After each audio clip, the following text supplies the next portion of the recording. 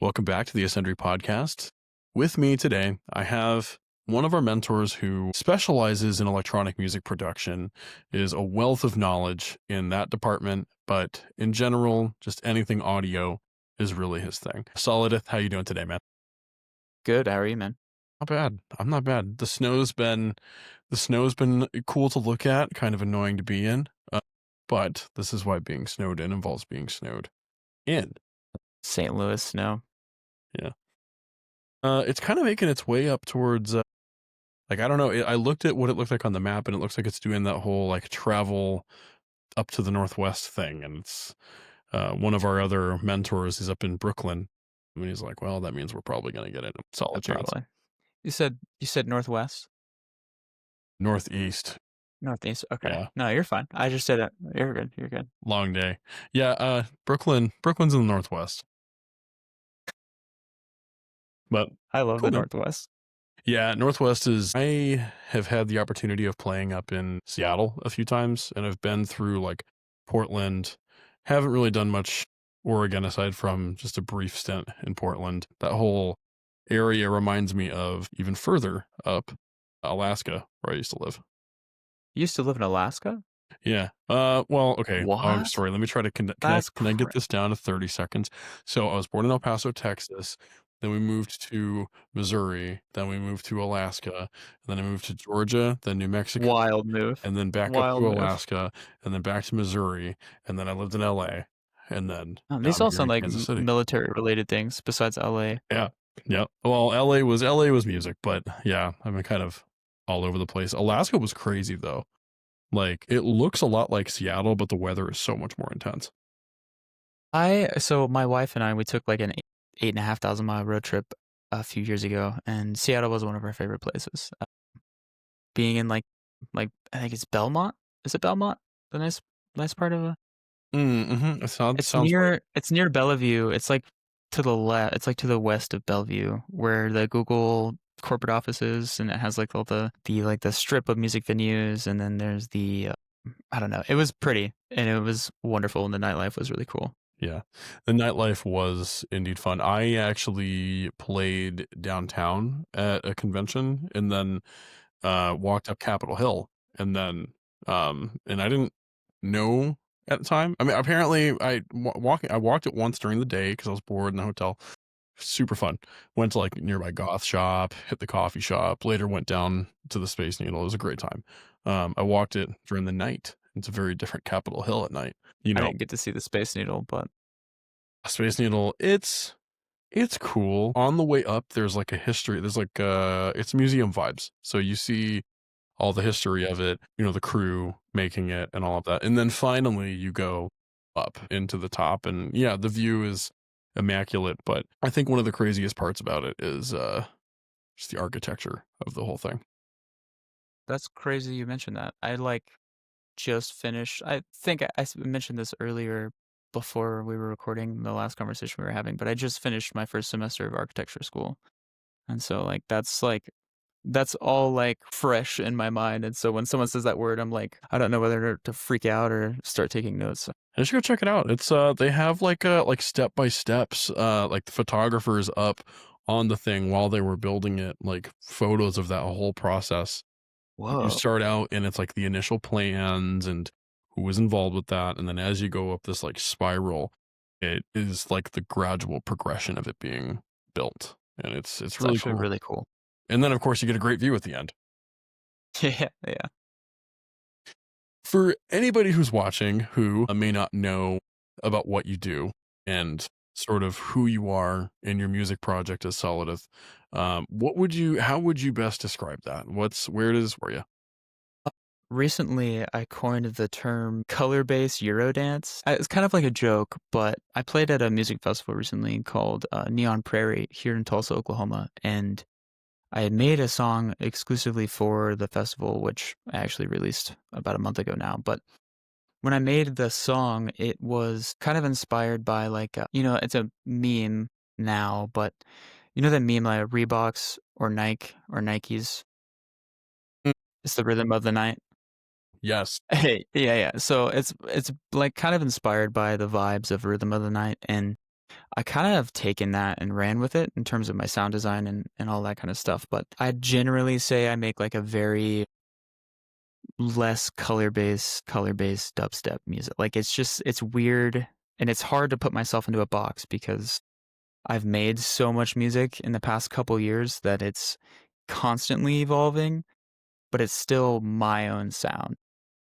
You can't put yourself in a box. Honestly, I like Well, that you're not putting yeah, yourself in a box. It's like it's very difficult. freeing. I mean, because if you're combining concepts from this genre and you're pulling something from this one, then you come up with color-based Eurodance. Yeah, it's like a hybrid. A lot of what I've been making recently is like a hybrid of like a eliminate, chime, and like you could probably throw in there some Getter back in his Visceral album. Okay, now you've So got me. I listened to some of your yeah, stuff. I do like that with your music, there is tasteful attention to the low end.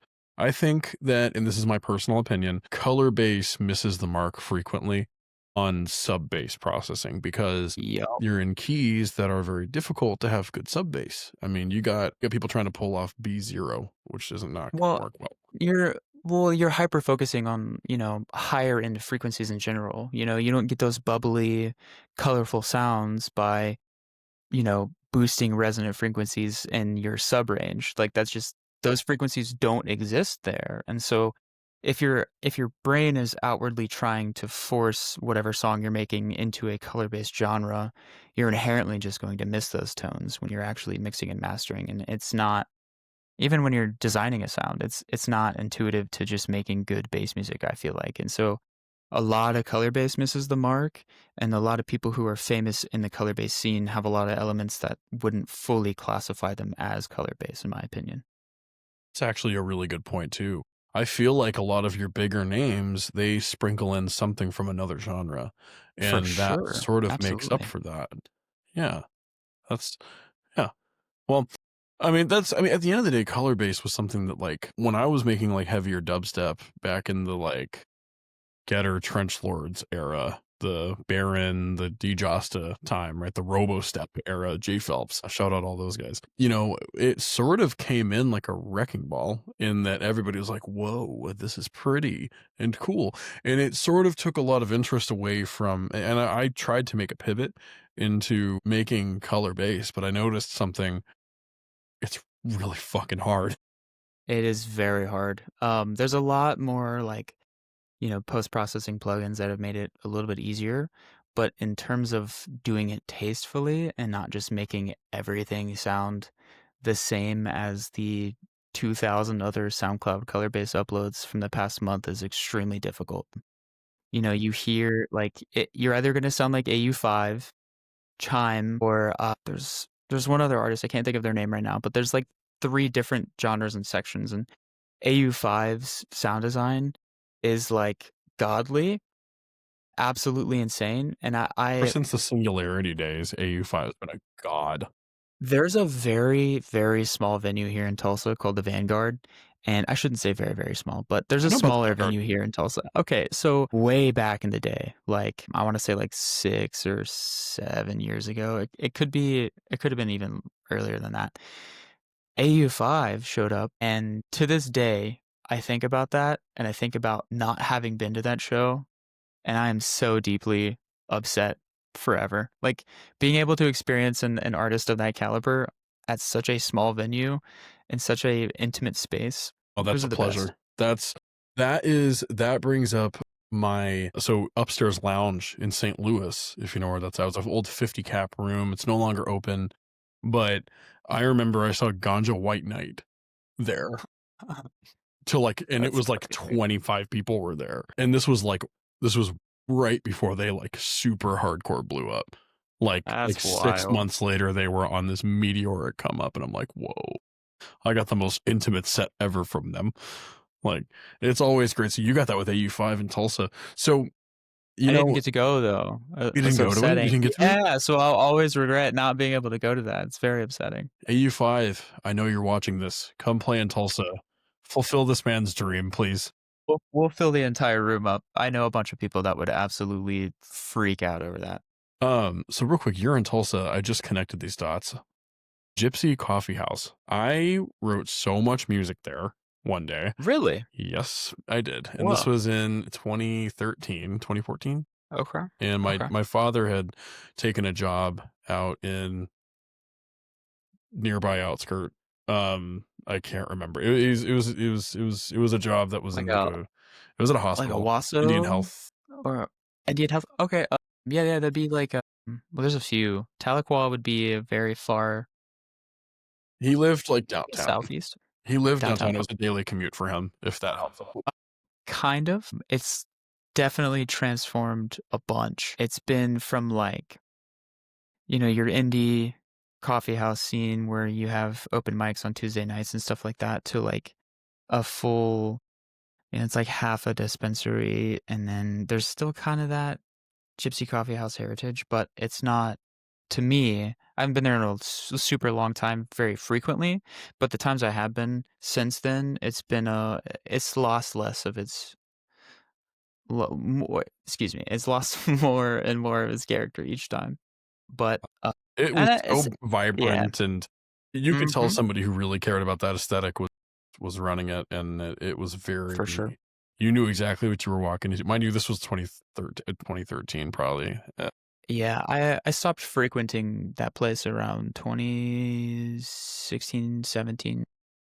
Um, I think I've been maybe 5 times since that, and it's been once every other year, maybe. So yeah. I feel like I cycle out. Like I'll hit a coffee shop just in general, right, regardless of how it's doing. Like I'll go for a few months and then I'll like find the next spot, the next spot. Like I'm a huge coffee drinker. So it's Tulsa. Did you ever know Darku J? That sounds extremely familiar. EDM producer and DJ, did an official remix for Styles Incomplete. He was actually no, he was the collaborator on it, and me and my buddies did the remixes on it.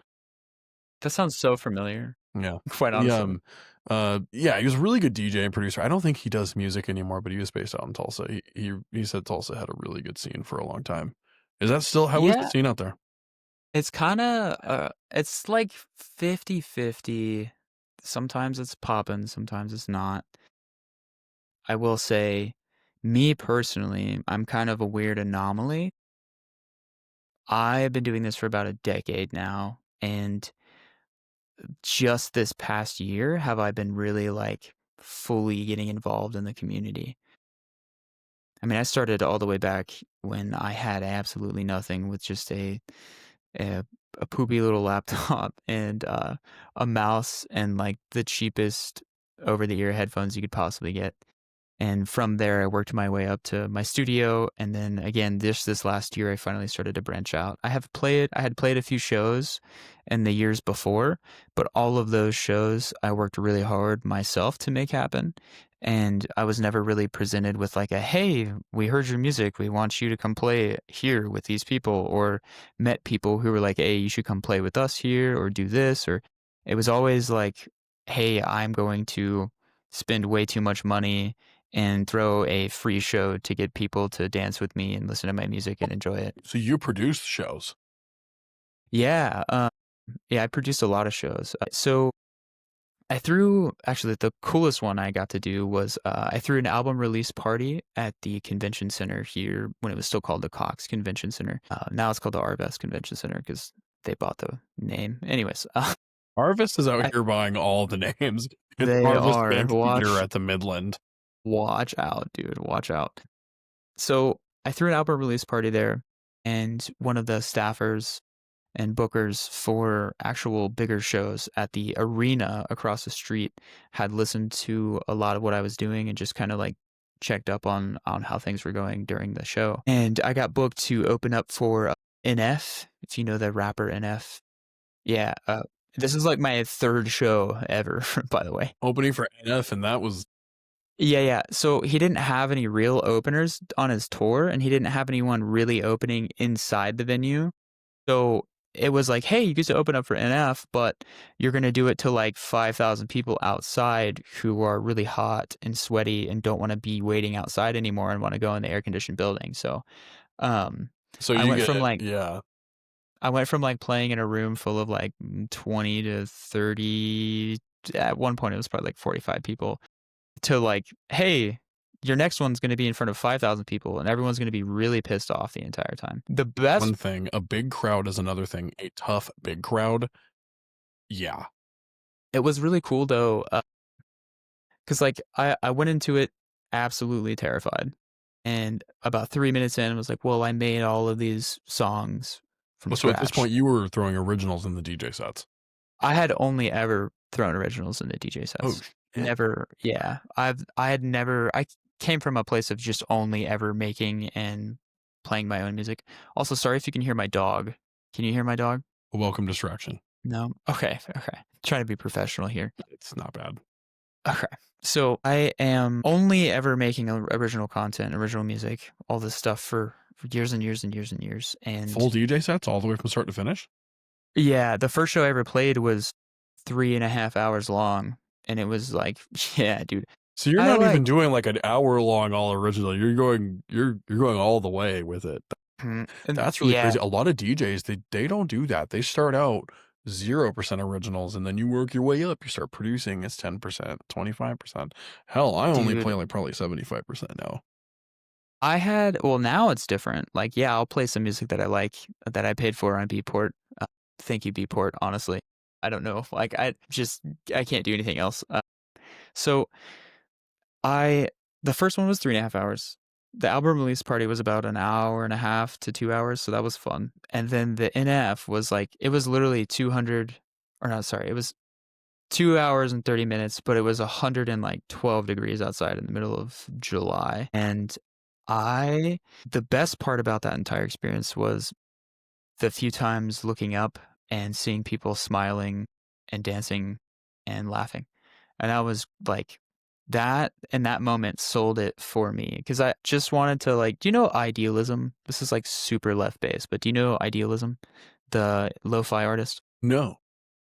They have like, it might be hundreds, but I know it's tens of millions of plays now. They've been around for a I've long time. probably heard I am always like lo-fi is the soundtrack to my life. So I've probably So heard some. you probably have, but the kind of music I make is super different from lo-fi artists, right? You can't go. I mean, you could. It would be a very different kind of show. But going to a lo-fi show and just like chillaxing is not something that he's ever done. He's only ever made music from his bedroom and just put it out to the world, as far as I know, and Lo-fi as is far as I've crazy that seen. way. Like there's so And many. that's There's yeah. troves of producers you've probably never heard of that I've probably never heard of, but we've definitely heard their music. Exactly. And it's super weird in that way of like, this side of the industry, this genre, this collective group of type of music, like you're expected to play shows and you have to play shows to do anything with what you're doing, right? Like it's very rare. I don't know if it ever have happened before of somebody who makes dubstep or some kind of bass music and never playing a show, but also like taking off and sustaining a career without ever playing a show. I just don't think that that's something that exists. The closest thing I can think to it, and he's touring like a monster now, so this doesn't count, is Space Laces. Space Laces for a really long Okay. time was not playing shows, or at least very infrequently. You had people like the Frim. The Frim very rarely played stages, but even then that changed. Like, Well, yeah, that makes sense. And there's a certain limit, and eventually you'll want to play a show, right? You can't just make dance music and not not ever want to want see to go people dance dance. to it. Yeah, it's like it's inherently, it's inherent to the genre, I guess. You don't make lo-fi music, you're like, yeah, people are gonna fucking dance to this shit. Like that's Studied not, so hard for this. yeah, it's not really something that you're thinking about as you're making it. Yeah. Well, and it's like I think that with dubstep too, you also have a lot of DJs that I don't know how much this is with the house crowd or the D&B, but I do know personally a lot of dubstep artists who hate with a capital H going and playing shows. But they do it because it's like they feel like there's an obligation to it, or their agent thinks that, or their manager thinks that, or they need to promote the record or whatever. But there's handfuls of people who don't like doing it and they still do it. Curious, what's the source of that hatred coming from? Like, is it Anxiety, being not wanting to be around people, being so? overwhelmed socially. Speaking of podcasts, a few months ago, I had just moved into this house and I was doing the laundry and I was listening to a podcast and I had Val, Virtual Riot on there, and he was talking about his, his struggle with certain substances, and he was like, "Hey, I reached this point where I became reliant on it before I played a show, and someone said to me, that anxiety you're trying to kill before a show is the same physiological response you get when you're excited. It's just you're mentally framing it in the opposite direction. And so instead of it being excitement and just like unbridled joy that's hard to contain and anticipation, you're you're turning it into something that's like giving you the opposite of thoughts and opposite of mental feeling. But if you really close your eyes when you're that level of nervous about performing, it is the same thing as being excited. Like if someone were to tell you, "Hey, we're going to go do your favorite thing that you haven't got to do in 5 years." It Because still that's how feels the high. same right here. Yeah, You yeah, get a yeah, yeah. And I get a that's physical feeling right here. I've never been a nervous peer in my life, and sometimes I'm on the edge of that before I play a show. I'm like, "Man, I might have to use the bathroom multiple times." And then I sometimes, it's just normal, and then other times my body is just literally nothing will come out except for smiles and sweat when I'm actually playing. And I think when I found out, this is something I would have to do, it was more of a push of like, "Hey, do you want to hate doing this? Or is this something that you could get better out in the aspect of what you already do?" Because you can make, I know I can make a song. I know I can make a good song. I know I can make a crappy one. I know I can make a great one. Cool. I know sound design. I know mixing. I know mastering. I know arrangement. I know all of the core components of making a song, whether it's good or bad. But playing it and not just pressing play, actually mixing, actually DJing is an entire another thing in and of itself. And there may not be the level of complexity as there is when you open Serum 2 and you design some crazy sound from scratch, but it's also a completely different environment. You're in front of, even if it's 10 people is the worst to me. Being in front of 10 people, I'd much rather be Small on crowds stage are at the like worst Lost in Lands, terms of dude. nerves. Like, if you're in a big crowd, you get the crowd mentality. My best friend, Chris, like, lifelong, we've done some of the same music stuff parallel. We lived together, right? He told me early on about a trick that you could do where you only make eye contact with a few people in the crowd, ideally in like a triangle shape, like two people in the front, left, right, and then somebody in the back, right between them, and you engage hardcore with them, eye contact level wise, and it doesn't matter if there's 100 people, 500 people, 4,000 people. The nearby crowd effect will eventually, those 3 points will cause like a trifecta, and you'll have that crowd working well with you Okay. in terms of like, now you have to be able to get on the mic, you have to be able to be yourself on the mic and communicate, and also low key loaded questions. Great way to get a crowd going. How are we feeling tonight? You guys having a good time? Can someone make some noise? Like those things, huge helpers. But no, to your point, like smaller crowds, you can't do that with, because that's Way everybody worse. just, it's everyone just Oh, for sure. Yeah, yeah. Until that first person starts dancing, it's like whatever. I will say there's a smaller local collective here in Tulsa, and it's every other or every Thursday. I've played at a few of them now, but we do live shows, and they're just small shows, and I treat them as, practice and then presenting new music to people. It's like my open mic as a comic.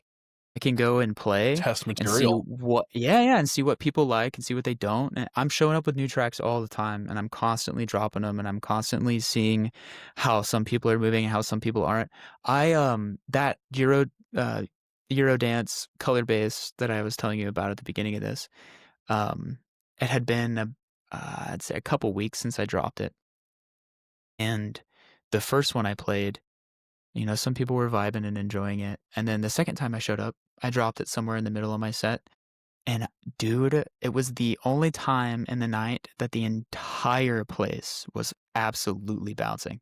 It was wild. And I was like, in my head, I was like, whoa, like, just wasn't expecting this because the last time I got, a kind of response, Then At the next time they max, heard it, there's do you think it might have been some of the same people that were there, they heard it again and they liked it and they're like, "Oh, it's that?" Or what do you think caused that different reaction? I think I put too much credence on the reaction itself the first time, and 2, I think the vibe of the room itself before the song had played, and, I was already playing music, everyone was having a good time, but, like, the night before was a different kind of crowd, and then this night was another crowd, and I think that really this is gonna be a little bit off topic, but there's a favorite YouTuber of mine that I've been watching for a long time, Nakey Jakey. He releases music too. He's a rapper. It's actually phenomenal music. It's really, really good. And funny enough, the Reebok or the Nike, he has that meme in his last album.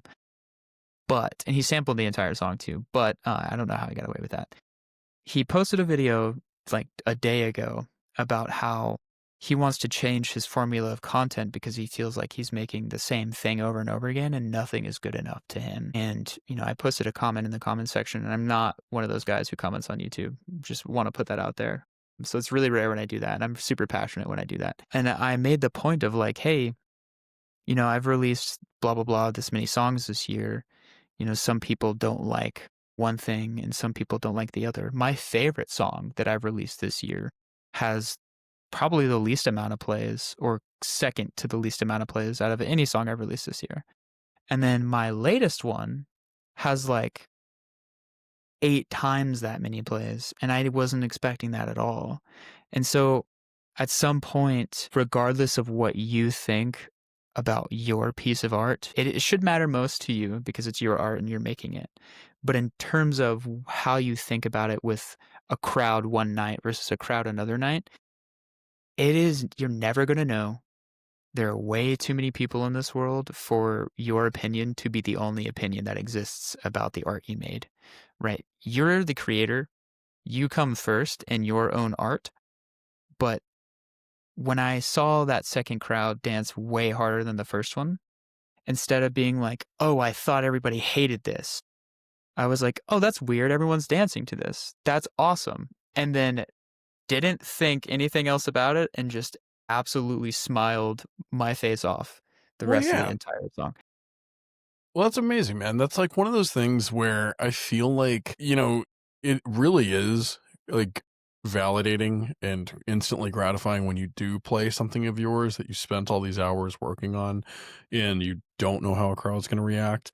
And I've had both ends of it. Like, I've had crowds not tell me, right? They're not like, boo, this sucks. But they're like, their body language tells me this did not bounce off of them right for one reason or Yeah, another. So when you do get that good reaction, it's yeah, don't take that lightly because it's like yeah, it should be that's a good true. feeling. That's true. And I think that's, as much as we want to say like, hey, I like doing this because I like doing it and it makes me happy, there's a part of every musician that wants that validation and those smiles. I mean, you're a human being at the end of the day. If you can't admit to yourself that, making someone else smile to something that you made doesn't make you feel better, then there's something going on there that you need to address with what you're making. It's like I enjoy. This is a weird little like kind of side hobby of mine. I love cooking steak. Like it's Nice. just a thing, and obviously the sides and everything to go with it. Like steak meals are like a thing that I derive a lot of passion and pleasure from, and it really started when I had a bunch of the guys over and, we pan seared them up, did all the stuff. I mean, I'm more of a pan searer versus, like grill guy, but Respect. some people are going to not respect I that and that's respect I okay. know, I Let's respect go. that. But No, there's I so respect many that. ways to do it. But like I remember the first time where we plated everything up and I served it out and I was just waiting.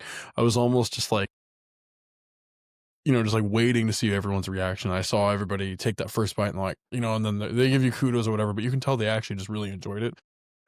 Same feeling as when we play a good song out that you made that Yeah, people man. like. It's Yeah. like it's when we make something, when we do something as humans in whatever format, knowing that it was something that bounced off another human in a good way. It's, Well, it's it important. makes your heart happy, man. I like at some point, I mean, you could be even the Suicide Boys get that way when they see people dance to their music and rap to their music. Like it could be some of the worst lyrics ever, but their feelings and their struggles in life are accentuated through that music and those lyrics. And when people can relate to that, it's the same thing. Like you can be as upset and sad when you're making something as possible and still get that feeling from those things. Or you could just be like Marshmello and make the happiest music that anyone's ever heard, and Yeah. everyone's gonna love that as well, you know? It takes so many different forms. Like you just mentioned Suicide Boys and Marshmallow in the same sentence to illustrate the same point, and they're Yeah. so different. But Infinitely opposite. you have a very good point here because like I'm not gonna lie, I was not like I enjoy like Ghostmane and some of the other like Tara Reid and like some of I those love Tara other. Reid. Yeah. Shout out Tara Reid. Favorite rapper, actually. He's my favorite rapper So for sure. good. So good. I remember back in the not to get us off topic, but I remember back when he was still wearing the mask in the Uppercuts days. I played Miami Music Week 2017, and I played an event I can't talk about because two of the names that were hosting it are actually on our forbidden topics list. Understood. Understood. But I was out there for that show, and this is before everything happened with those two.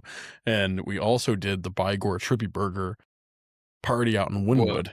And we literally, it was the craziest experience. My manager at the time and we Ubered there. We were trying to get it there so we could join the back-to-back. I wound up going back-to-back with Ray Volpe, Spock, Sneak, Getter, and Borgor were on the stage at one point doing their thing That's too. wild.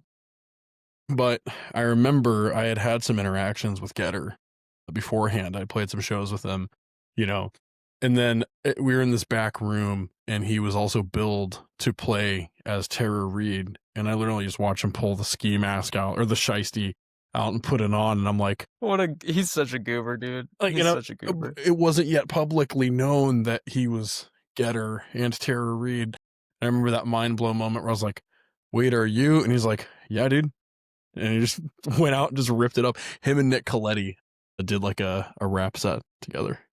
That's funny. I remember when there was so Getter came to Tulsa during the Visceral tour. We were one of his last stops before he canceled the tour. You got to see it? God, it was amazing. I wish I got to see the And Visceral tour. Tanner, please bring it it- back. If you ever wind up seeing this, please bring the Visceral tour back just once, please. I could not believe my eyes. At first, I didn't believe my ears because, he got off stage after his performance and everyone was chanting, and it didn't sound like Tara Reid at the time. And I was also just like kind of not there at the moment. I was just taking everything in, and everyone was chanting it. And he came back out on stage with a mic and he moved the setup and stuff, and he started standing at the front of the stage, and it was like kind of rocking back and forth, getting into it. And I was like, this is happening right now. I'm gonna get a free Tara Reid show with the Yeah, oh my god, that's so it was sick. One of the best shows I've ever been to. It was amazing. That's so sick. Missed it. I missed the Visceral tour, but I also missed he did a Visceral show out in LA it looked kind of like a one-off, but it was right around the same era. He had just canceled the tour, but he did one more show.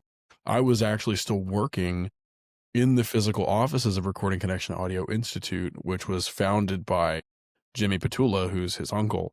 So he's in the office. He's like, yeah, I'm going to go check out my nephew's show tonight. You should come. And I'm like, in my head thinking, yeah, I sure would if I wasn't working. And, wound up missing it, unfortunately. But that sucks, man. Yeah, I missed it twice. I missed it twice.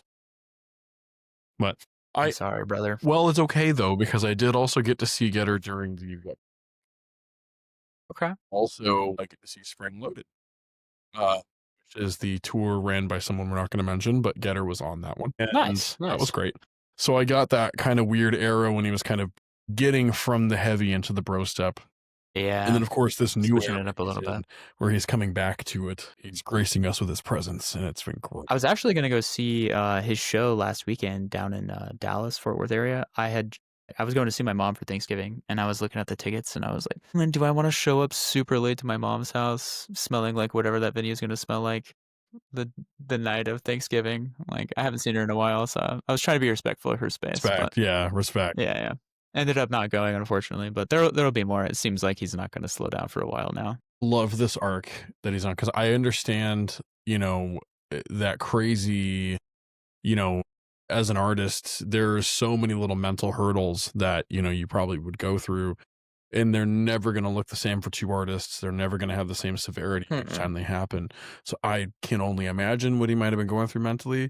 I know he took a break, and it seems like he's coming back and has this new love for what he's doing. Like, I played his show in Kansas City, and I got to close out for him, which was really Nice. cool. Nice. I mean, That's he's cool. he's cool of a dude as ever. Like, just catching back up with him, and it seems you could hear it that, he really loves doing this shit again. So it's like, hopefully we And get I think many more it's generations of Getter. yeah, I think it's something that like every artist struggles with at some point is you have to just release yourself from whatever connotation you're putting towards your creation. I did not mean for that to rhyme, but That was a great rhyme, though. I Yeah, like clip that, clip that. it's something that I spent a lot, like many years, attaching my existence to, and it's hard not to because it's from your brain, it's from your mind, it's from your feeling, it's from the soul. Music comes from your soul. A lot of people say that, but I mean, after doing this for so long, it really does just come out of you. There are times where you can manufacture it and force it, but you can always tell that that's happened. And at some point, it's like moving through that process, you will reach a hurdle where a break is needed or time away is needed. I've experienced it. We can get into those if you want, because there's Yeah, tell us about it. Yeah, three. like, what's Okay. So I have three separate stories. My first story of when I decided to take a break, I'd been doing it for about 3 years and I was finally going to move out. I had just graduated high school. So I've been doing this since I was a little kid, honestly. I took a break for maybe 3 weeks or so, and I'm chilling in my room with my ex. We're just like watching something in between packing all of our stuff. And I turn around and she's reaching for something and something just spills and it's all over my laptop, all over my laptop. And I already know the comments on this video after I'm done with the story are going to be like, backups exist, bro. Could you not just find a cloud service or back your stuff up? cloud service? It didn't When did happen. I was about to say, how known were those at that point? Yeah, that's true. I mean, it was like, yeah, they were. I should have known. Let's say that. Hey, but we My learned. mother was in Taught you a IT lesson. for yeah. So this happened 3 times. We'll get there. So I lost everything I had ever made. I lost over 3,000 project files. I lost all my presets. I lost every sample I had ever collected. I lost absolutely everything and the ability to even make music because it was the only computer I had. And I was just moving out of my parents' house from my dad's house from graduating high school. I just put all my money down. Yeah, dude. I had just put all my money down on the deposit for the apartment and getting all my utilities turned on and just the U-Haul to move all this stuff. And so I had no money. And I went from, taking a break, trying to just get out of whatever funk I was feeling about music with, to having it ripped away from me and having no way to make it. And in that moment, the first thought was like, it wasn't like, oh, I just lost everything. It was, hey, I literally can't do this anymore. And I want to do nothing but make music so bad right now. Instantaneously. It was like, mm-hmm. But yeah, I was like, no. I have a story that can relate very much to this. I had my laptop, no backups, and I had that stolen from me. All of my sample packs, my projects I was working on, my finished songs were all on there. I had just come off a string of shows, and I was 19. Like, the laptop was gone. They ransacked the car, took all my merch. And then, All uh, right. yeah, like everything that was in there. Haters, but not. They were like, all right, we actually. I have a feeling that it was maybe somebody unhoused that needed clothing or whatever. I mean, like, whatever. Whoever broke into my car that night, yeah, because I had all my shit just in my car overnight, because that was Yeah. a smart idea.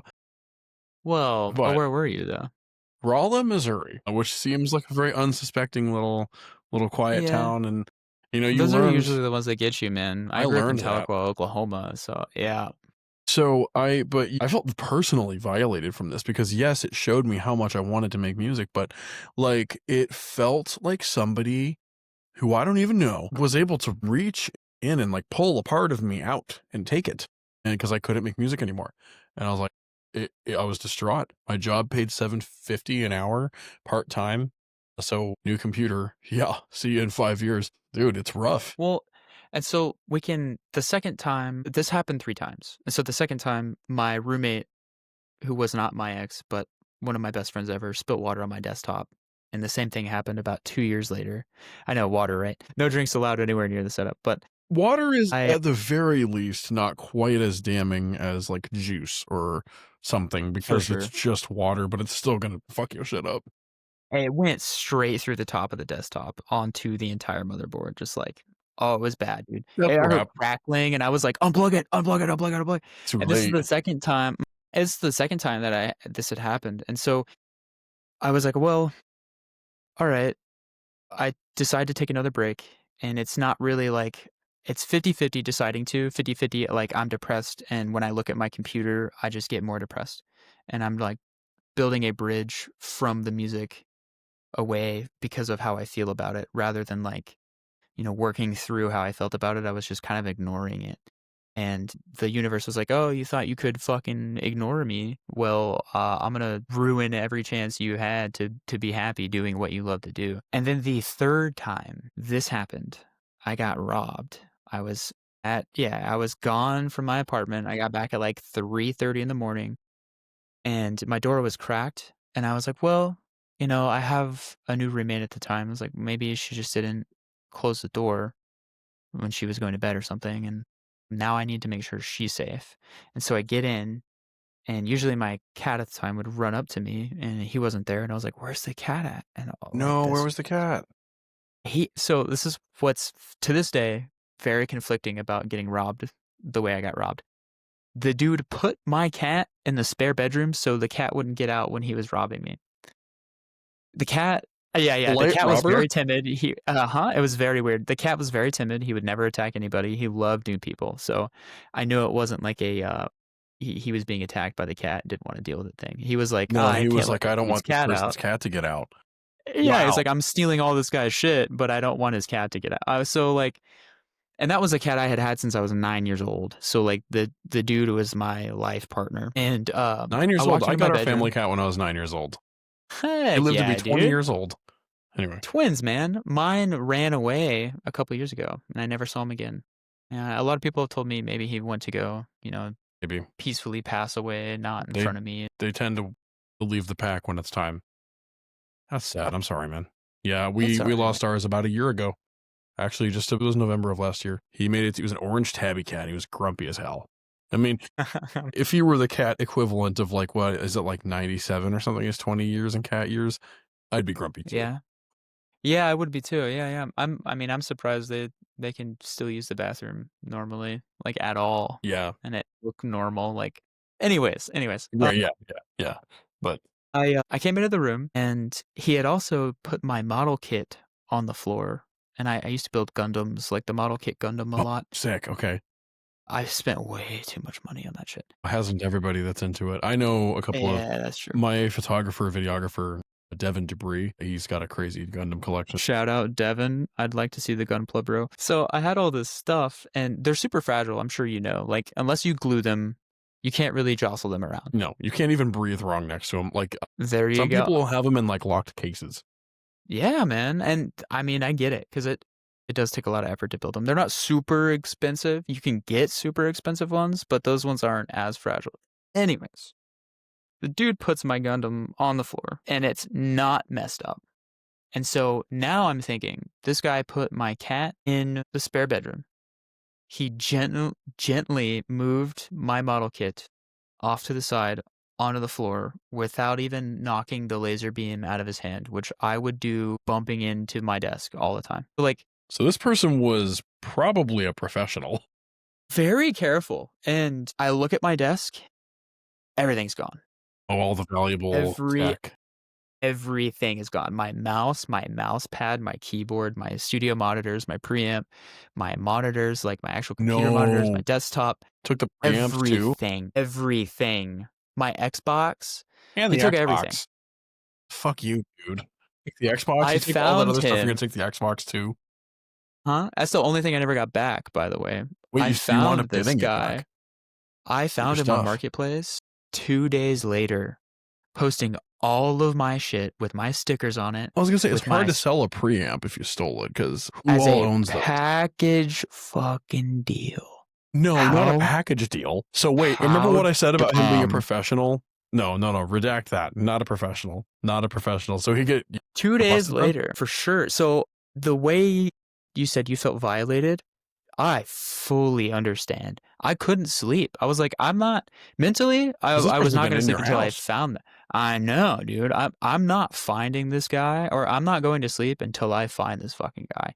And when I found all that shit, I was like, no way. Like, no way. This can't be it. It was surreal. I hadn't slept. I was going through it, and seeing that post, I was like, there's no way this guy's this fucking stupid. Like, it was in my local area within my apartment complex that the posting was made, because you can change your location on Facebook Marketplace, and it was like less than a quarter mile away from me. I was like, there's no way. Bro lived right down the street from you.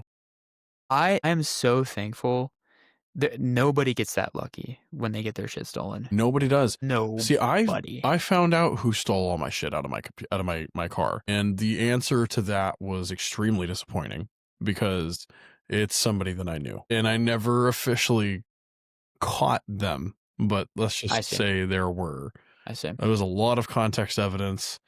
You know, all of a sudden, somebody who has money problems is doing pretty all right for like a few weeks or a couple months afterwards. I'm like, yeah, that'd be pretty sus, dude. And then they stopped hanging out around me, and you know, it was clear as day at that point. Anyway, so no, I never got any closure on that front officially, but you caught the guy. So what was that like? Did the cops get involved? Yeah, so there was a Quick Trip opening up that day, and our local news station was there, and I've scoured and scoured. If anyone can find this, please find it. I've scoured the internet looking for this video, because the cameras were rolling for at least the first or ending part of this showdown. I contacted the police, and I was like, hey, I found this fucking dude, found all my stuff. I know what's going on. I'm about to go get it back. If you want to help, that'd be great. If not, someone's going to be there to get one of us. So yeah, like I'm come here to help, or you're still going to wind up here. Yes. And so they were like, park across the street, chill out, and we'll nab his ass, and we'll see if it's all your stuff. We'll verify it through serial numbers. And I was like, oh God, I don't have any of the serial numbers for any of my stuff. So then I had to go back to my old apartment, because I had just moved into this new apartment. I had to go back to my old apartment and find the old boxes that luckily I had not thrown away that had my serial numbers on them. So you still have the original boxes. Hallelujah. People with storage space, save your fucking boxes. Or at least cut. I used to do this with all my shit. I would, with like a knife or scissors, I would cut out where the barcode and serial numbers and everything were. And or like just keep a folder on your phone and take pictures of everything. Like, too. But whatever having the physical barcode. Yeah. But yeah, they cornered him. He tried to get away. He almost hit like 4 different cars, slammed into the curb. The cops cornered him. So he's just mounting charges at this point. Yeah, they all had their weapons drawn, because he was dangerously fleeing. Almost hit multiple people and was like, hey, get the fuck out of the car. It started to rain. I was like, oh, I'm going to get all my shit back, but it's going to be ruined by water for a third time. You were like, oh, okay, I'm going to get it all back, but I'm not falling for this one. It was super. Was it all still functional when you got it? It was all perfectly fine, except he had to wipe my computer, and I lost everything again. At least you got the hardware back. Yes. And at least the cat didn't get out. Yes. That's something that, like, dude, that's kind of weird how many weird twinsy kind of comparisons because when I was living out in LA, COVID had just struck, the lockdowns had began, but we hadn't gone work from home yet where I was working. So I walk up to the car one day, I sit in, Toyota Corolla, aka the unkillable car from like 2006. Right, that car still runs. Actually, a really good friend of my wife and I's still has it and drives it. I love that. 200-something thousand miles on it. Anyway, nice. Yeah. So this car, I get in, I sit down. I'm like normal morning routine. Key goes in, nothing happens. I'm like, okay, we're not even getting an attempted turnover. Okay, let's pop the hood, see what's going on. I walk around and I open the hood and I'm like, well, that is indeed where the battery is supposed to be. They started with a car battery. That's Well, wild, they man. took the car battery, but check this out. So on the '06 Corolla, it's not as like certain car makes now, you actually have to take it to a dealership to get the battery changed. Like we have a Tesla Model 3 now, and you have to get that changed at a dealership. And like a lot of other makes will do that too. But this one, there was just a little bar with like a lug nut and a screw that went over it that just held the battery down. So you would think that a sloppy slash otherwise non-caring thief would just unscrew it, throw the bar, throw the thing, get the thing. Uh-uh. There's like a cavity where the battery was. He had taken the bar and the hardware necessary to lock it in, gently placed it into the cavity where the battery was, and then Nice. cleanly closed my hood, and there was no damage on the hood. So this person was polite They about stealing the yeah, battery. they knew how to do that. So I work on cars a lot, and I used to have a shop and stuff, Oh, and, that's right. you know, You were talking to me about this earlier. those old J-hooks for battery tie downs sometimes do not come the fuck out. And so you like have to jostle things, and a lot of those old I battery expected there trays to used be to a be made ton of of plastic damage. too. There Yeah, was no it's damage. This person breaking was a into someone's pro. car to get a battery. Also, like, It was a right when lot of COVID lockdowns people. had taken effect, basically. A lot of people had gotten laid off. It was LA. I wasn't really Oof. in the best part of Hollywood. I could say, Yeah. yeah, I lived in Hollywood. Not the best part of Hollywood, but still Hollywood. It's like Dave Chappelle, that skit where he's like, it's like having an out like a above ground pool. It's a pool. Like, but anyway, so but he was polite about it. And it was crazy. But I'm glad though, all three, just bringing it back to your stories and hardships, 3 times you've lost everything. I have to ask you, do you have a good backup plan sorted now? Yeah, I actually, I have multiple drives where all my stuff is saved. I have multiple flash drives where all my stuff is saved. And I think that's another point to playing shows is I wouldn't have all of those flash drives with all of my music on them if I wasn't playing shows. I'd have the hard drives, but not the flash drives. And then I have a cloud service that's based in a couple of different countries. So there's Proton through Switzerland, and then That's another great. one. Proton is great. And then another one, and then obviously my Google Drives as well. I've literally done absolutely everything that I can. One, I want as many backups as possible. Two, I want to be able to access anything on another computer if I need to. I have a laptop that I use. I have a whole nother setup over here. Yeah, my laptop's in the living room right now, but same deal. I will collect all the Yeah. save a project here at the home base, and then if I travel somewhere, I'm bored in a hotel room or something, I'll just go pull the project right off Google Drive. Yes. It's so good. Yes. I do it. And you're good. Go. No, I was What's gonna up? say I do what I call the 3-2-1 rule. And it Okay. sounds stupid, but you have 3 backups, 2 of which are in person or like physical, Okay. right? So I Yeah. had one of them is right now a rolling backup that's plugged into the computer. The other one is a physical backup, Toshiba, solid state that I back up Nice. every like Nice. month. And then one of the backups is on the cloud. So Nice. three, Okay. two, one. The only way I can actually lose all of my hang on, gonna knock on wood. The only way that I could possibly lose everything in this context is someone's gonna have to break into this house, get both of the drives, and then before taking the computer, they're gonna have to go into my Google Drive and delete everything. And even Yeah. then, Google Drive can probably still recover the info. I had Probably. one of my prior business endeavors, if you will, was we had an agent that left and scorched earth the entire Google Drive. We were like, and they restored it overnight. So Google can do Whoa. that.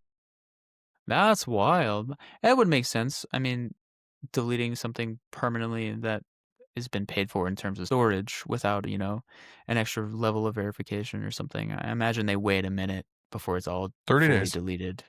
Yeah? Okay, 30 days. cool.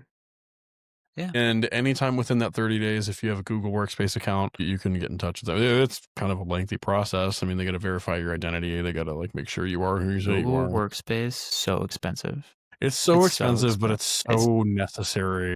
For me, anyways, the way I do it, it's like I have to use it. It's like $26 a month. But the upside to it is tax write-off. All those monthly expenditures, if you're structured right, if you got your LLC Yeah. set up, every single dollar you spend on sustaining your business so that you can make your money can offset your tax liability. So that's Yeah.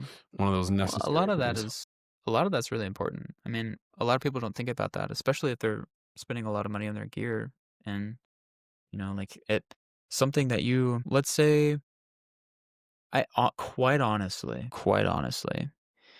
having an LLC for an unsuccessful musician is more beneficial than having an LLC for a highly successful musician. You want to tell them why? Yeah, if you're spending thousands of dollars on plugins, on classes, on computers, on hardware, promo, everything, your profit is negative infinity, and most of that is a tax write-off versus your business as well. Like if you're spending all of this money and all of this time acquiring all of these resources and investing in yourself and your creative project, and your creative project is registered with whatever state and or federal government you happen to be under, all of that is something you can account towards your personal tax write-off. So if you're already paying the correct amount in your normal job, and then you have an LLC that made negative 10,000 this year, your tax return is going to be insane. You are the first person that I have spoken to, I shit you not, in a 5-year period that has known about that little hack. And it's something that I learned about like back in 2020. And yeah, just like you said, as a single member LLC, it flows through your Form 1040, your overall tax return filing. So if you're already correctly taxed via W-2 withholdings, and then you offset that with losses, that can really boost your tax refund. Now, I've heard from, and I don't have any confirmation for myself on this, but I have heard you can get away with that for the first year that you run a business and the second year. And usually by year 3, they start to want more information. Well, if you have an unsuccessful, the governments don't expect you, at least in America, they don't expect you to be successful your first year or necessarily your second year. But I have heard that on your third year and anything afterwards, if it's a repeat process, the likelihood of you being audited is kind of high. So at least have your ducks in a row. Well, yes, and it really depends on how much money you're writing off. If you're writing off $10,000 or more, they will most likely, kind of, what is that, 3 years in a row at this much? But it also really depends on how much income you pull in too. So once you're net positive, once you are cash flow positive, if you can account for up to, I mean, like last year, mine was higher than that number you just said by a long shot. And it was still accepted and it was still good. But you keep good books, you keep P&L, you keep record of everything, you keep your receipts, you put a spreadsheet together with all the details. I mean, most tax preparers won't do it without it. Well, and that's the thing is like I learned all of this when I had my own shop working on cars, and that was the most stressful thing I'd ever done in my life, quite honestly. That's right. You got some business experience outside of music. We talked about this. A business partner did not do great things with our money, and I didn't really have a choice but to such a common thing. Patch the holes he was constantly shooting in the boat. And so at the end of all of it, I was left holding the bag. And so I had to figure out how to make that bag make sense and not blow up the rest of my life for the next 10 years for just trying to do something I cared about and loved to do and learn and grow as a person. I figured it all out. And at some point, like those assets that you pay for, you can depreciate them over a certain amount of time. And I think you're allotted 4 years. Super important. Yes. So you can take the same assets from the year before, do the same thing, and everything you purchased that year is also now a depreciable asset. You can continue the cycle, but you keep spending more money on yourself and keep reinvesting it back into your business. And at some point, the government's gonna be like, yo, dude, like you're making a lot of, or you're spending a lot of money and this business isn't making any money. This isn't really a business. You're just taking advantage of the tax code. You're now going to go to federal prison, but that's not actually how it happens. So no, they'll tell you, that's kind of what everyone to dissolve your LLC. About. You'll be ordered to. They'll likely audit you first. They'll give you like a, hey, we don't like what you're doing here, and then they'll give you. They're not just going to throw you in the lock bar hotel for the rest of your life. But anybody watching this right now who's an independent musician who wants to treat this like your full-time job and go full-time, listen to what this man is saying right now. It's the way I've been able to do it. It's how I haven't had a boss in 5 years going on 6. It's how you do it. Everything he's saying. It really is. And it's not like it's really not like you're doing anything that crazy, right?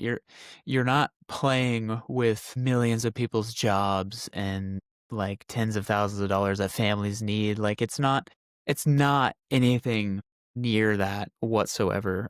You have You know? giant corporate moguls and billionaires writing $50 million jets off, Grant Cardone, publicly available story that he told, and you have things like that happening, which people could make the moral and ethical arguments about however they want to. But, an independent artist starting a business to see if it works, to see if you can become profitable with your passions and your skill set, that is so minuscule on the radar of, you can try it, and at the very worst, it won't work. And then you dissolve Yeah, it and and you move on. yeah, and then you kind of make some money back. Also, like your local government, depending on how nice of a place you live in politically, will give you grants and for certain projects. If Canada's they can huge with see that that. you Yeah, dude, if you can see how much if they can see how much you've been working, how much you've progressed, and how much you really are passionate about something, they'll give you a grant. I have not personally received those grants because I haven't really applied for very many, but I've spoken to people in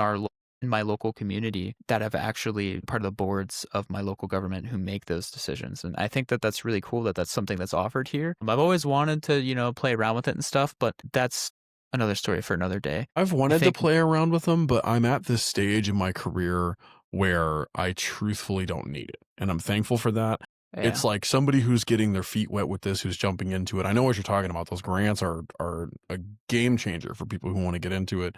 But as somebody who is truly not getting into it at this point, I've been doing it for next month makes 15 years I've been interested in EDM and producing it. So it really wouldn't be fair for me to do so at this point, but man, I wish I knew about them sooner. Anybody who's listening to this, who's thinking about getting into it, look those up too. Yeah, they're valuable resources. And the person I met, at least, I don't know about your local government, but the person that I met was very passionate about the project they had started. And I mean, she was more than willing to just figure out how to give me grant money on the spot. But I'm not, too keen on just accepting loads of money. And then, you know, two, at that stage in my life, I wasn't so extremely confident in the things that I was doing to be able to take thousands of dollars from my local government to continue to try to do it. There's stages to it. At the higher end, you can get 10. At the low end, you can get a few $100. But like, all I started with was a laptop. I paid my friend $180 for a $5 mouse I found at I think Walmart or something, and then like a pair of like $20 headphones I found at Walmart the same day. And I continued and continued to slowly build everything that I have in front of me right now, and it's been a huge journey, and it's been a lot of work to be who I am, to make what I make, and to have what I have. And any amount of help you can get is so infinitely worth it. I mean, for a long time, I had family members, I had a lot of people I knew and loved who told me I would never be anything and I would never be able to make anything good and I should just stop and give up. Like my own parents looking me in my eyes telling me these things. And so a lot of personal, like, hey, you don't need anyone's help. You're going to get this done yourself came out in me. And It turned you into I a fighter is what it refused. did. Yeah, yeah, for sure. I'm grateful for that in many ways, but it's also horrible and never something you should do to your child that you love. But like, No, 100%. Yeah, no, there's something to be said mhm. for that, but it seems But to me like you have yeah, man. turned that pressure, you've used that pressure to turn the charcoal into a diamond, so to speak. Yeah, and I really just like at that point in my life, I had a couple options. Do I if I don't believe in myself, then literally nobody is going to believe in me.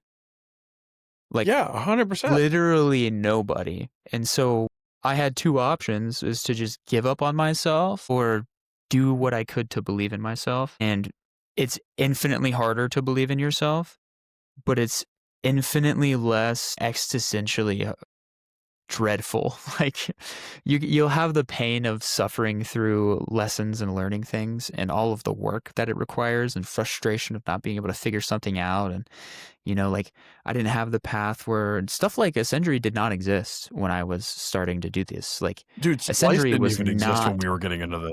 I know. Oh my God. Serum 2 was like a grain of sand millennia ahead in the timeline. Yeah. like Well, it's like Serum had, oh my Massive was God, what we dude. were all using, and before that it was FM8. I mean, these are archaic relics of the past now, but Man, oh God, FM8 was so much fun. Like, it was fun take if me you really back, dude. liked that kind of thing. If you didn't, then it was a pain in the ass. But like, Yeah.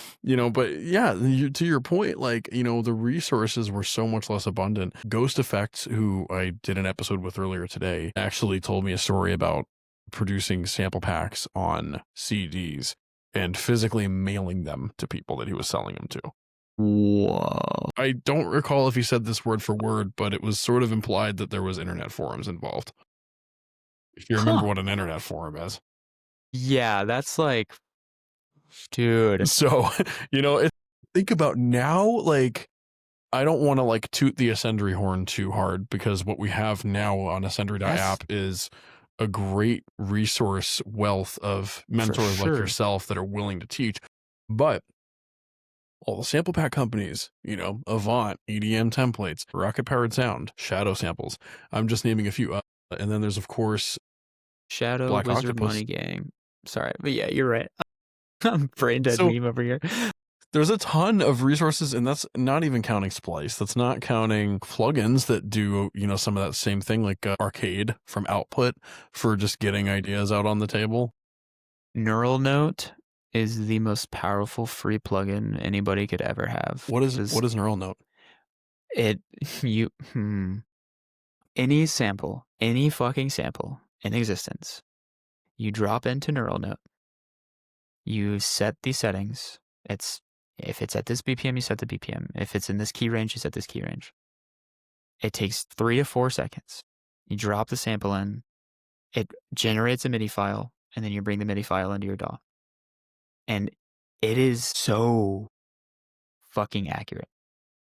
And it's completely free. This reminds me of SynPlant 2. It's like that, but it's extremely modern in its processing power and accuracy. Interesting, because It's from what is? I'm thinking of Faceplant. Sorry, I was thinking of Faceplant. Faceplant is like way older. Never mind. No, SynPlant is the same company that does Echo Mode, and I can't think of the Sonic Charge. I don't know the other one. I've heard of Echo Mode before, though. Yeah, they also do a plugin called SynPlant, and they introduced something called GenoPatch into it. It's a weird looking software. You pull a sample into it, and you select the area which you want it to replicate, and it comes up with 40 different versions of it. A lot of them have weird stereo qualities about them that aren't really it. And a lot of them have timbre differences that make it nice to choose from. But usually there's between 3 and 5 good options in those 40 that get, and it's like lane A, B, C, D, and it just goes like it looks cool. Like roots being grown, and then it shows you the quote unquote genetic makeup of the sound, the attack, release, sustain, decay, the wavetable positions, the oscillator. That sounds way different than Neural Note. Neural Note's just MIDI. Neural Note is just MIDI. It's just MIDI. I'm gonna if you want if you're remixing something all day long, it's because wonderful. It could probably give you MIDI in a more more accurate context than like more accurate. Ableton's got an audio to MIDI, but it's not wonderful. And FL has stem splitting, but it's not good. Ableton does too now. Good. Ableton's I saw that does, my friend. As long as you have a high quality wave file, it's pretty solid quality. I got to give it to them. So and that's what I thought, and I heard some examples, and I don't know how people feel about AI in music. I despise AI music, but any AI tool that can make a function easier for me, it doesn't have to be a creative function, right? It's not like it's writing a chord for me. It's generating a rhythm for me. It's none of that. If I can take and isolate a piece of a song that to use in a creative manner further down the line to make things better than I could at all whatsoever, great. Like a stem splitter, an AI stem splitter, which is what Ableton and FL both use. Like it uses AI, regardless of what you want to think and what you want to do. Like it is an AI. Yeah. Yeah, for sure. There is an AI stem splitter by this Russian guy that's been around since AI has started to become popular. He's been working on it for about 6 years now. He has a Patreon. It's $4 a month. Go to his Patreon and get access to this because it is infinitely better than what I had experienced on Ableton, and it is infinitely better than what I experienced on FL. I have a pretty good ear for mixing and mastering, and there was something bothering me about both, regardless of how high quality whatever WAV file or FLAC file or MP3 file I was using. And there was just, some rolling thing. Oh, maybe that's the sidechain they used embedded in the drums that was split from the vocal, like this, that, or that. But no, it's actually just the processing itself, the advancements in something like that. If you were to take, I don't know, let's say you took a plugin that just used actual formulas and coding to do this without AI or some kind of neural based network in terms of the processing itself. You would be able to get what we kind of see on FL, and then you inject a little bit of AI into it, and you get what you see on Ableton. I do think Ableton's stem splitter is better than FL's. I'm going to be honest with everybody. Really? Okay. I've been curious. Unfortunately, I am an FL Yeah, I for was gonna say life you be using user. FL. I've seen your pictures. Yep. I hit me up if you need FL tips and tricks. I'm your boy. This is I'm huge. the dude. You and Colossal are like the only two that do FL, unless I'm missing something. I don't think we have any other FL mentors. In fact, when you and I I haven't first seen spoke, anybody. Yeah. you had contacted me, oddly enough, right as a few students on Ascendry.app had asked me about FL, and I was like, if you know someone, let me know. I got you, bro. I know how to use Ableton. I know how to use Logic. I am certified in Pro Tools. Like I went So you're Pro Tools took certified. yeah. That back there actually is my degree in sound engineering. Sick. Yeah. You hear that, ladies and gents? There's got a degree in sound engineering. Avid thinks so, and it's the Avid Pro Tools cert is the process for getting that is certainly you have to know your shit in order to get that. Yeah, you do. There's so many stupid questions. Like there are questions on that Pro cert Tools test. just You'd be like, scares me. I'll never use that actually. So I don't know why you asked me that because it's never happened and it never will, and it never has. By the way, that was 8 years ago, 7 years ago. Pro Tools scares me so much. Like It sucks. I'm such an Ableton for life guy, and I'm not gonna trash other DAWs because I know so many producers who, do their thing in FL, whether it's, Chris Caden or like Jay Phelps was in FL or Eliminate FL, like, Yeah. but Yeah. So as an FL user who makes electronic music, my natural position in this world is defense. You will get clowned on in every forum, everywhere you go. It's great. It's all in good fun for the most part. for the most It's part, if somebody's super like serious about not wanting to work with you or actually making fun of you because you use a certain DAW, they're not worth your time or no. being around them in general. They are not thinking with the right mindset. If they are thinking in terms of DAW classism, I guess, if you will, if they're Dawists, then, Yeah.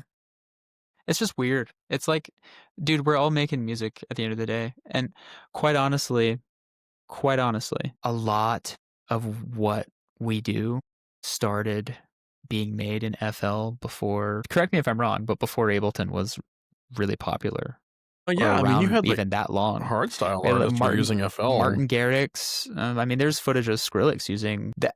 In the Transformers documentary about the original movie, he's using a Serum patch when Serum was in beta on a computer designing sounds in FL at like this huge, massive orchestral soundstage where they were doing the rest of the editing and stuff. And it could not have been Serum, but to me, it looked almost exactly identical to the first version of Serum ever.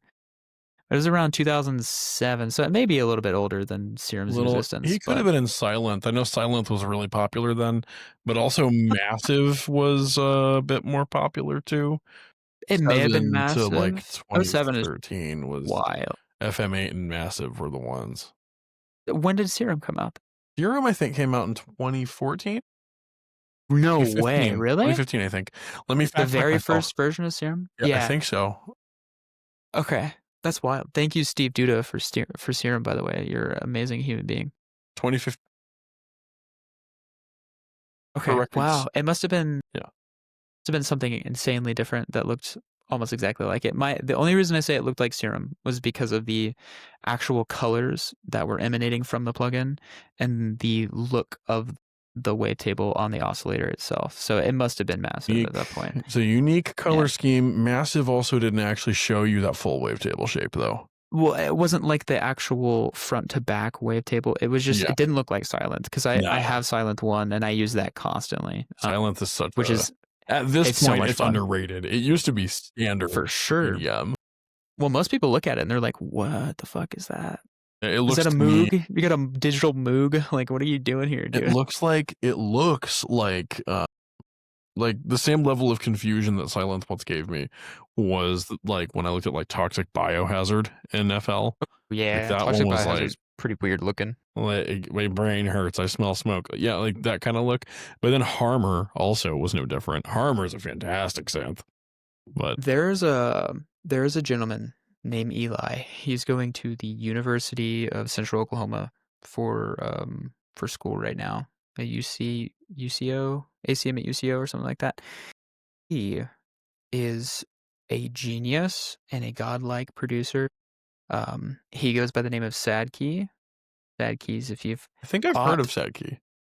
Yeah, so Sad Key is like that was his project for a long time. He still posts on that account. I don't know if he continues or if he wants to continue further with the project or not, but he has made some of the most wild things I have ever heard in stock FL plugins. And a lot of people don't really know this. I didn't know it until a few years ago. Someone had showed me there's a second half of FL that's completely node based. You could use FL like you use Blender, and it is absolutely insane to me. I think Cosmos does that. You ever see Cosmos posting on his story about? So Cosmos is a fantastic dubstep producer.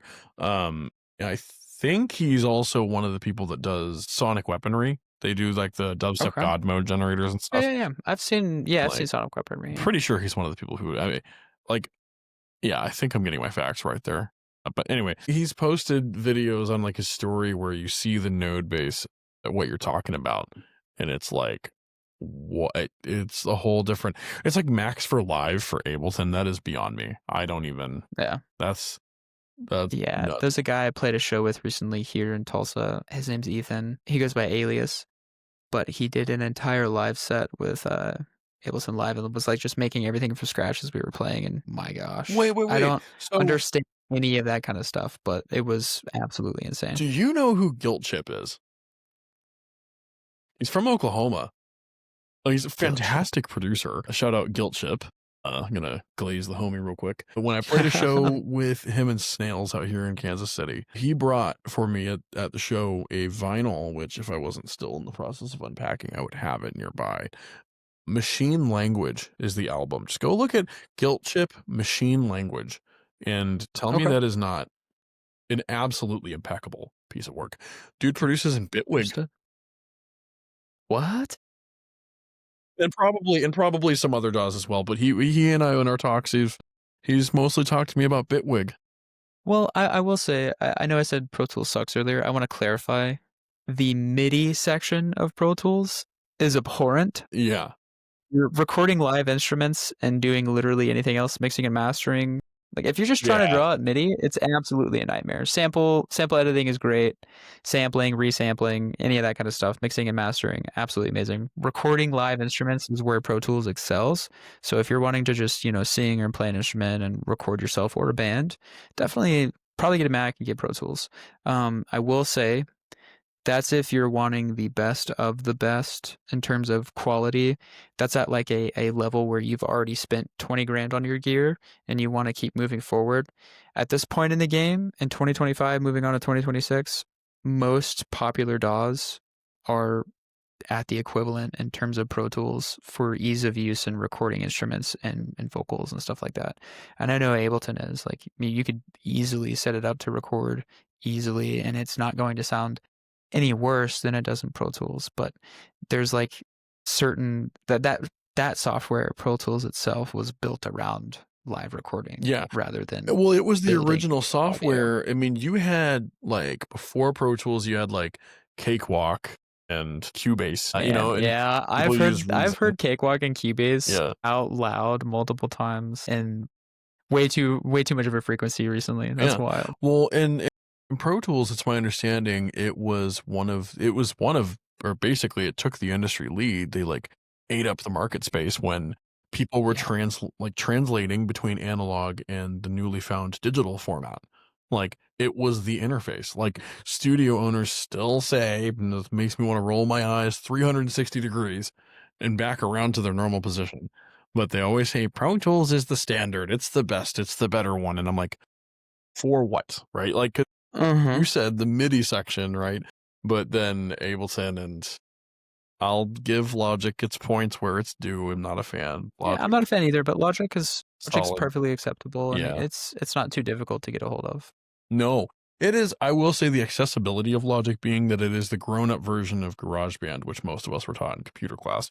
That in and of itself, to like the entry level consumer market, I like that because that creates degenerates like us over time. You're right. You're right. That's a fair classification of person, I will say. I know all the most unhinged people I know in my life are music producers or graphic designers. For sure. And there's a line you have to teeter in terms of who you surround yourself in industry. Like there's a lot of spaces where things can get really unsafe really fast, and you have to keep your head on a swivel. And there's a lot of spaces where welcoming love and actual respect is at the forefront. If you're getting into this, I don't want a bad experience with another musician or an environment that's that's touted as safe that ends up not being safe pretty quickly to be the end all be all for you and your experience. There are many, many, many people in this world. It doesn't matter if you're working as a waitress or a waiter at a restaurant, or if you are meeting up with a bunch of producers at a house and making music. Like, please keep your head on a swivel and be observant of those you meet and those you speak to. A lot of people can tell you one thing and do another. Really watch how they work and how they talk to the people that work with them to gauge who you want to be around, who you want to be, and where you want to end up. I've worked with a lot of people in my day who, talked a big game about being the person that they were and ended up stealing someone's samples or someone's music and saying it was theirs, or, bad mouthing someone and then lying about it, and then, it blowing up and being a huge situation and a big deal, right? My personal favorite, if you're with somebody and they start bad mouthing someone else to you, stay the fuck away from that. Because Yep. they're probably doing the same thing to you. For sure. Honestly, like that's a big part of what took my music from being in my bedroom, like the lo-fi producers we were talking about earlier, to circle back to being able to play at a music festival the same night as Steve Aoki. Like, even though me and Steve don't make the same music, but like still, the dude's gear is in the Smithsonian. It doesn't get any higher tier than that. Like, that's insane. I remember Like having your DJ controller in the Smithsonian, that is insane. that is actually huge. I remember, so I had a brief interaction with Steve Aoki one time, and it was I don't want to derail you, but it's like really cool. No, you're fine. The one You're fine. genuine one-to-one interaction I had with Steve Aoki was it was the Dim Mak Party, Miami Music Week 2017, same year as the other happenings. You did a lot, dude. that night. That's wild. We hit the party the label party that I was playing. We hit the Deadbeats party, the Armada party, the BLAQOUT Trippy Burger party, the Dim Mak party, and like 2 other ones. We made like a 2-day affair out of it. If you want hella industry connections, go to Miami Music Week, the week leading up to Ultra Music Festival, because it's just the high rollers ball, but for EDM. It's everyone who is anyone has a venue party or a warehouse or something, and you can just walk around and get free connections.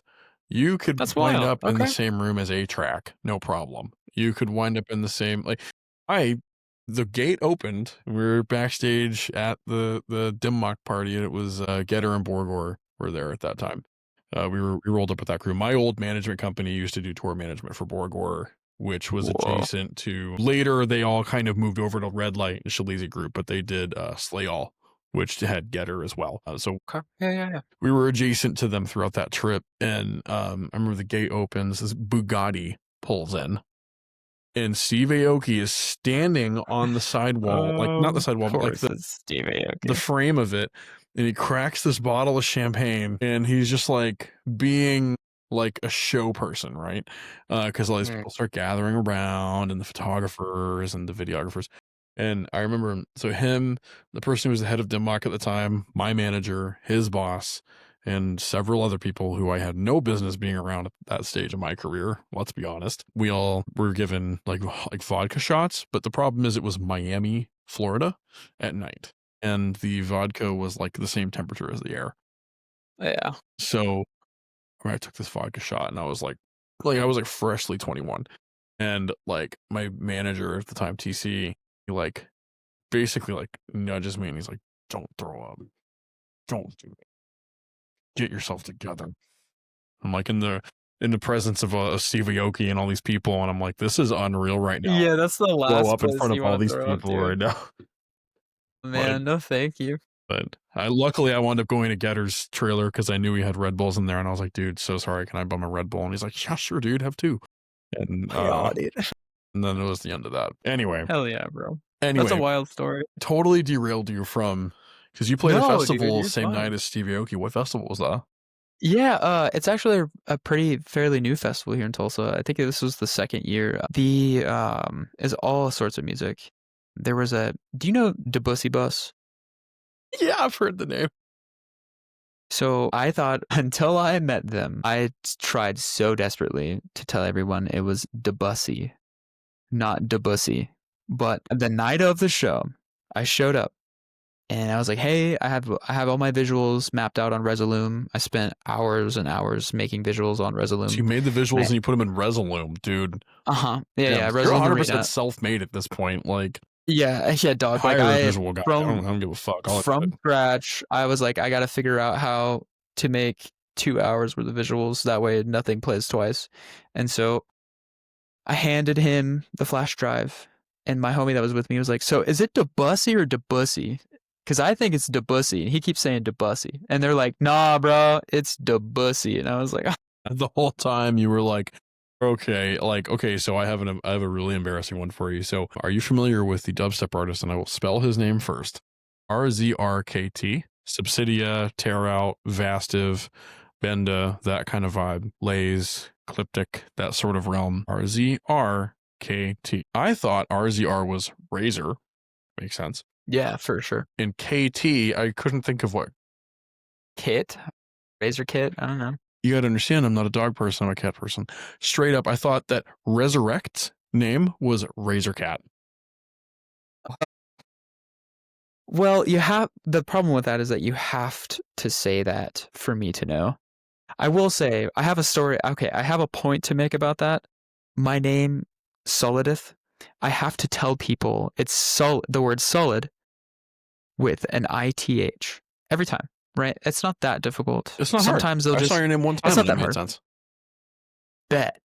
You know what Google thinks of my name? I have the best SEO in the world. You do. I remember because I looked. I have not spent a penny, and the only thing that comes up when you look me up is me.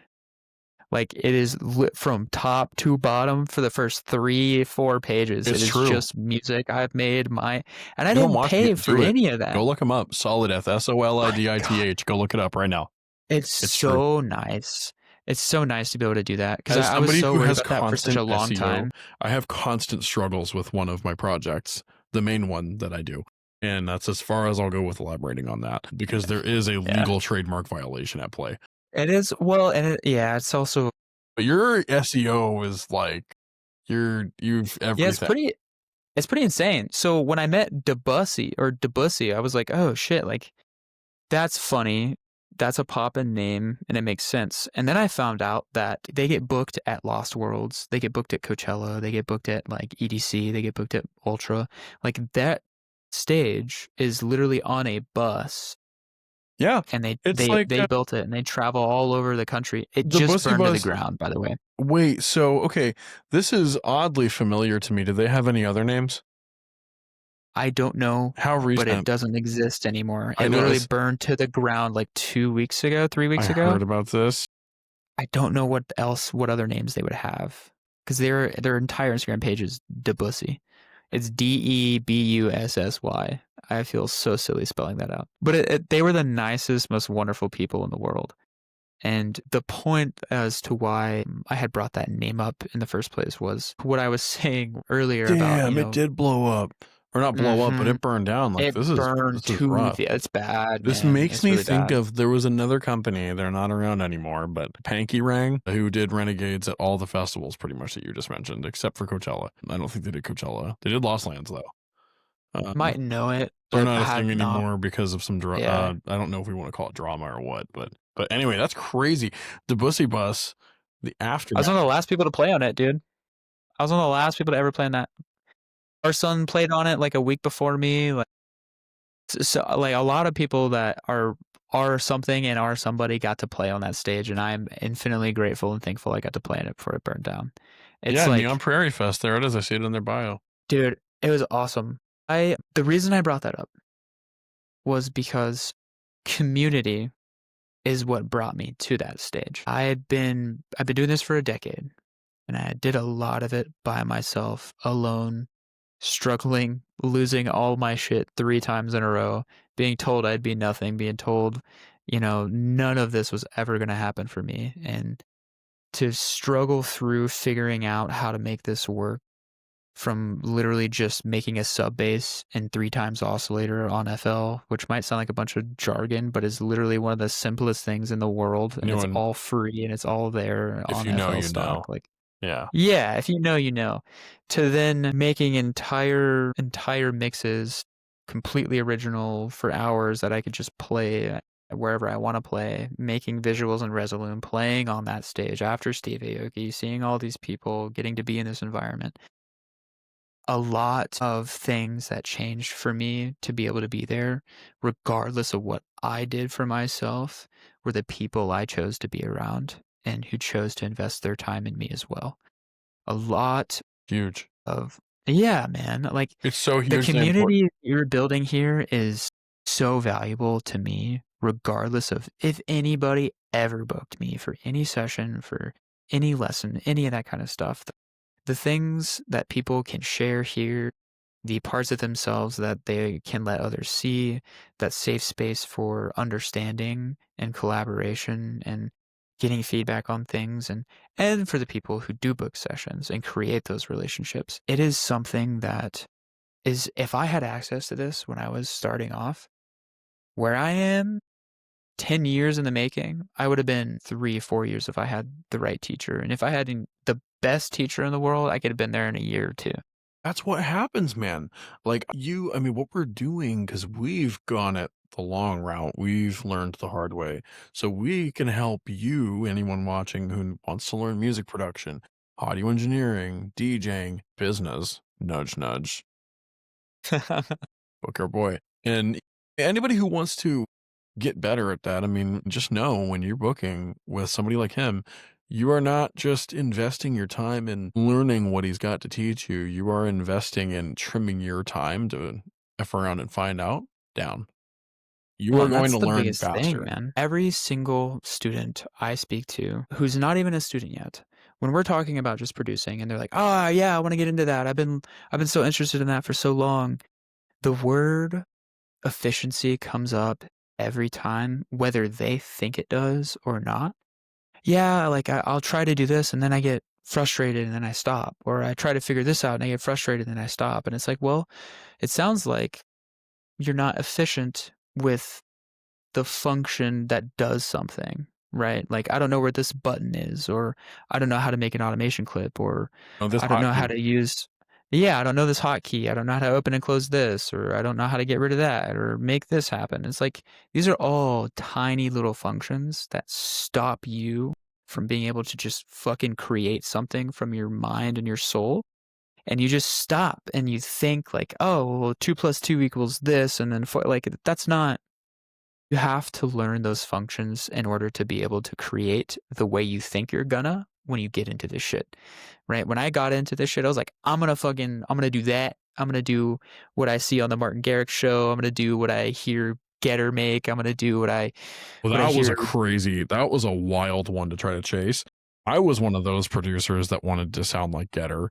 Newsflash, fucking hard. Yeah, it is really hard. Like It's very hard. He It's was fun. definitely a It's visionary, very fun. like in that sense. Like, I mean, Having that multifaceted like approach to be able to be Tara Reid, to be able to make those beats for Suicide Boys, to be able to make Visceral, and then to make all that nasty fucking tear out he made. That dude's insane. You ever thought about the idea of multiband compressing a drum sound before you use a transient shaper on it, so that you can emphasize certain tonal characteristics before you use the transient shaper? I do that. Yeah, all the time. That's a Getter thing. That's I asked I him didn't even about realize this that. during the What I the didn't even Frick realize EP. that.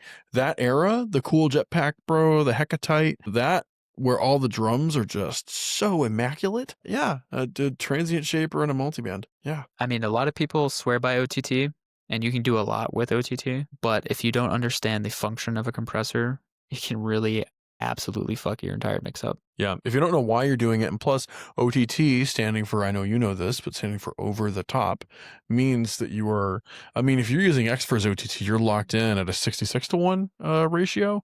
You can't, or 36-1. I think it's 36-1. Either way, their ratio is insane. It's technically anything over 10-1 is considered brick. We would never see Donnie doing that. We would never see Donnie doing that. No. And also, like, I mean, you look at OTT and you look at the Ableton stock OTT, which you do have the ability to adjust the ratios on. And, you know, at the end of the day, a multiband compressor is 3 compressors. So if you don't know what compression is or how it works, that's 3 times the shit you don't know about in one plugin. So this is why you need somebody like Solidith to teach you guys. Dude, sound engineering. Sound engineering is one of my favorite things in the world. Yes, I have that back there, but also like making a sound from the mathematically simplest waveform in existence into something nobody has ever even thought of or can conceptualize ever in their life is the most addicting fucking thing ever. When my wife says, "What is that noise? How did you do that?" I know I've hit something good, quite honestly.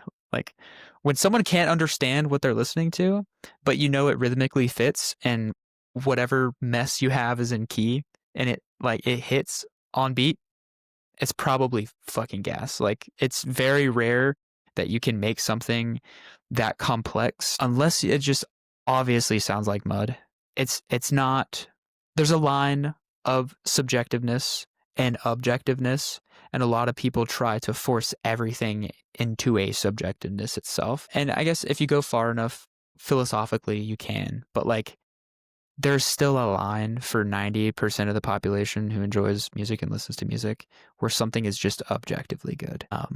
And that's just fact at the end of the day, unfortunately. You can make something that some people don't like and some people do like, but realistically, if it sounds, there's always going to be a good or a bad tonal quality or a sonic quality to something. That's just fact. You can't. There is, I tell my students all the time, be as subjective and have as many opinions and get as creative as you want with the composition and arrangement of a song. But when it comes down to the mixing and the mastering, there absolutely is a correct way of doing it. There absolutely is a wrong way of doing it. And it gets a lot less subjective and a lot more objective when you get to that point. But it's like they both go hand in hand so well. It's like this really beautiful yin and yang, and that's why I'm addicted to it. Well, and it's like a lot of people try to force the X song "Look at Me," or is it "Look at Me"? Yeah, I know exactly which one you're talking about because I just posted it in my story yesterday. So I would, there's footage of me somewhere in my living room like a month and a half ago telling my in-person students this, that I would teach a class here in my home. I would invite multiple people here and I would teach them all at once. It was very fun. Kind of got out of hand. There's just too many people to keep track of in my studio, but yeah, very fun. It was fun, but regardless, they all started from zero, from scratch, and now they're making cool shit. And one of them dropped a song at their show recently, actually, and they've only been doing this for about like literally 2 months, and they literally did not know anything. So the availability to go from nothing to playing something is, you can get there.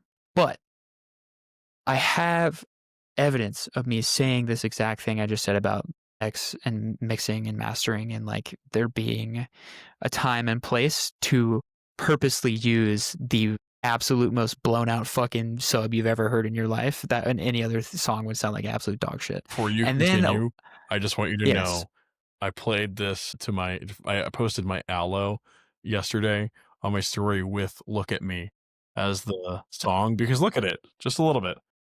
I love that. Just a little bit, the way it kinda droops a little bit because it needs some sun. I kind of see it, bro. Kinda see it just I like kind of that a see little it. bit. I kind of see it. I'm not gonna lie. I kind of Anyways. see it a little bit. Anyways, continue, sorry. No, you're fine. That's actually crazy that you saw that. That's wild. And it makes sense. I see that the pattern. I can't get that out of my head now. Getter, literally like a week ago, somebody posted a video of him on a podcast saying the exact same thing. And I couldn't believe it. And I sent it to the group chat. I'll take screenshots of it and send it to you. But I sent it to the group chat and I was like, I'm telling you boys, I know shit. Look at what is being said by one of the greatest artists of our generation, like quite honestly. Yeah. And if that's not the value you get with all of the mentors that are at Ascendry, because you personally vetted me, right? You had a phone call with me. We were on the phone for way too long. I do that with everybody. We took up way too much of each other's. I Exactly. call every one of you guys up and we talk. If knowledge is coming from my experience in my brain, that one of the biggest artists that is most well respected in our arena of music in general is saying the same shit I'm saying, unprompted, the value that exists on this platform is unlike anywhere else I've seen. I've ran into a lot of other people that have been to a lot of other schools and communities, and a lot of them take a lot of your fucking money without any promises. Yeah. And that's you didn't even fucking talk to me about money until I asked you about money. Yeah.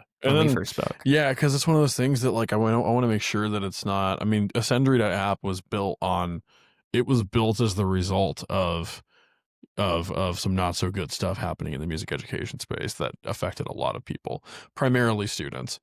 And that's one of those things. I mean, it's got to all work. It's all got to be copacetic. Everyone's got to know what they're talking about. We all have to have the same mission, right? And then, yes, it's all got to kind of work. So, well, thanks for being a part of it, man. Thanks for being a part of this podcast. Yeah, brother. Absolutely. I am running on fumes. I probably got to do the old man thing soon and pass out. I need to do the same thing. But it's been a pleasure. Seriously. Anybody watching this podcast, brother, book Solidith, go to Ascendry.app. Do you have the free consults option?